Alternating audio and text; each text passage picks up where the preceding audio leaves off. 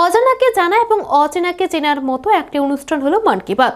রবিবার রাধা কিশোরপুর মণ্ডলের অন্তর্গত 18 নম্বর বুথের উদ্যোগে আয়োজিত মন কি বাত শ্রবণ অনুষ্ঠানে অংশগ্রহণ করে বলেন অর্থমন্ত্রী প্রণজিৎ সিংহ রায়। এদিন ছিল ডিসেম্বর মাসের তথা 2025 সালের শেষ রবিবার। এদিন 129তম মন কি বাত অনুষ্ঠানে জাতির উদ্দেশ্যে বক্তব্য রাখেন প্রধানমন্ত্রী নরেন্দ্র মোদী। অন্যান্য মন কি বাত অনুষ্ঠানগুলির মতো এদিনও রাজ্যের বিভিন্ন স্থানে বিজেপির উদ্যোগে মন কি বাত শ্রবণ অনুষ্ঠানের আয়োজন করা হয়।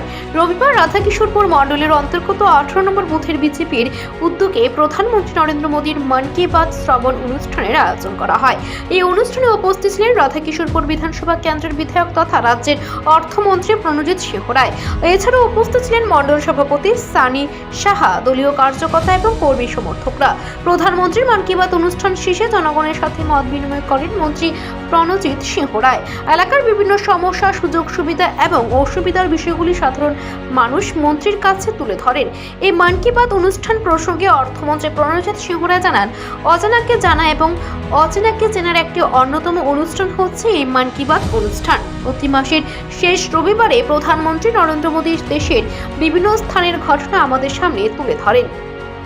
গুরুত্বপূর্ণ বিষয় যেটা নিয়ে আমাদের অজানা জিনিসকে আমরা জানতে পারি, খুব গুরুত্ব সহকারে আমাদের এই প্রতি মাসের শেষ রবিবার আমরা মন কি বাত অনুষ্ঠান শ্রবণ করে থাকি এবং এর মাধ্যমে যে জিনিস অজানা সেটা জানতে পারি। মহিলাদের সশক্তিকরণের কথা আমরা মুখে বলি, গ্রামীণ এলাকায় যারা কাজ করে তারা জানতে পারে, কিন্তু এর বাইরে সারা ভারতবর্ষে কিভাবে এটা চলছে সেটা কিন্তু উনি সবার সামনে এখানে এই অল্প সময়ে উনি বলার চেষ্টা করেন। একই অনুষ্ঠানে রাজ্য বিধানসভার অধ্যক্ষ প্রয়াত বিশ্ববন্ধু সেনের আত্মার সদ্গতি কামনায় 1 মিনিট নীরবতা পালন করা হয়। প্রয়াত নেতার বিভিন্ন দিকগুলি তুলে ধরেন অর্থমন্ত্রী Pranjit Singha Roy. Bureau report, Asian Times.